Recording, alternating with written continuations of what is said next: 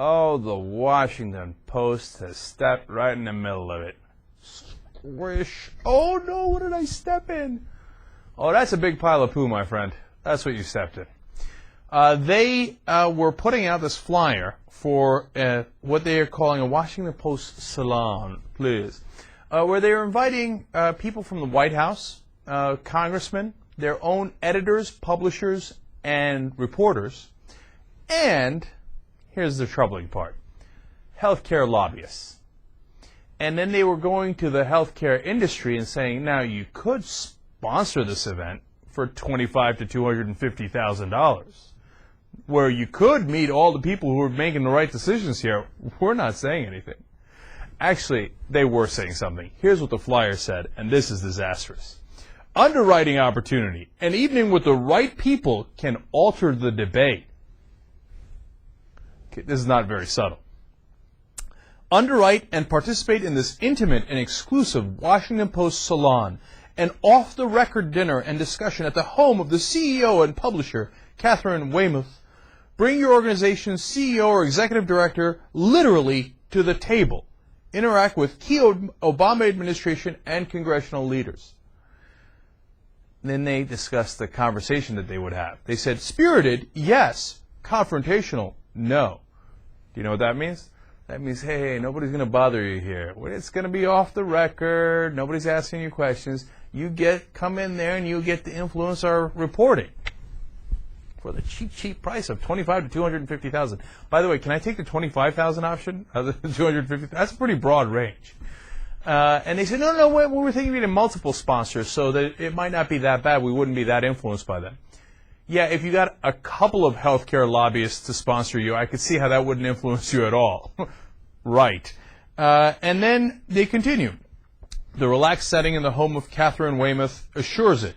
What is guaranteed is a collegial evening with Obama administration officials, Congress members, business leaders, advocacy leaders, and other select minds, typically on the guest list of 20 or less.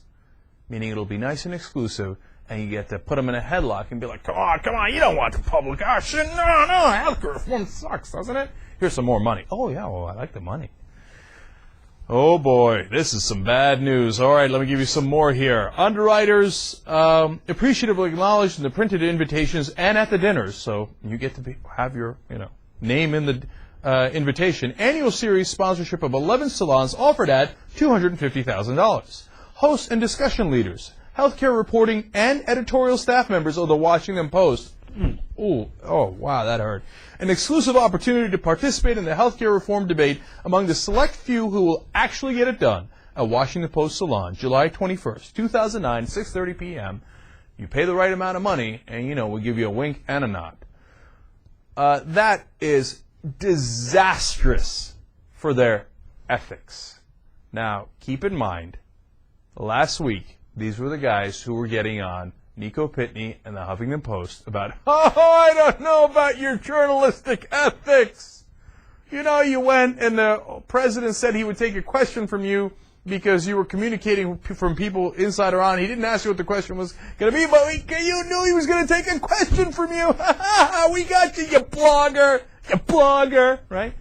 What happened, high and mighty Washington Post? We are the mainstream media. Our ethics is astounding and perfect. Unless you want to buy it for $250,000. In which case, we can make a deal. Oh, this is disastrous news. Now, here's the thing. It gets worse. Okay, now why does it get worse? Because we have the non-denial denials. Get a load of this, okay? As written, the newsroom could not participate in an event like this once it blew up. Politico broke the story this morning, and the Washington Post is in a panic. I mean, they're like, what's it? They're backpedal. Man, they can beat Spitzer in the back pedal here. They can be, name a swimmer and they could beat him, okay? So, they're going crazy trying to get out of this. But listen to the denial, because it's not very convincing. Here is their executive editor saying, as written, the newsroom could not participate in an event like this. We do believe there is an opportunity to have conferences and events business and that the Post should be the leading these conversations in Washington, big or small, while maintaining journalistic integrity, the newsroom will participate where appropriate. In other words, damn it, why'd you say it in the flyer?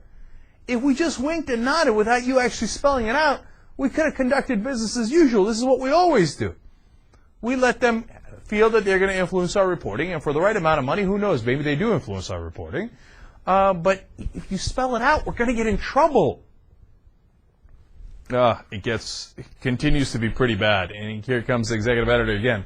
There's a long tradition of news organizations hosting conferences and events. And we believe the Post, including the newsroom, can do these things in ways that are consistent with our values. In other words, we're not going to stop doing them. We've been doing them all along. We're going to continue to do them. But next time, we're not going to write the flyer in such a ham-handed way.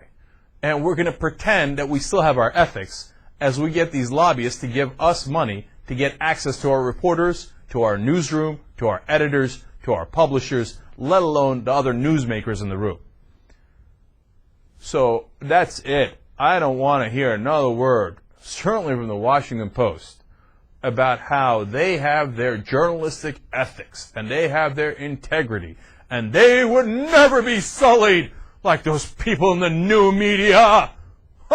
They don't have the ethics that we have. When we sell out, we do it for a high price. Well, good for you, Washington Post. Your credibility, gonzo, gone, okay?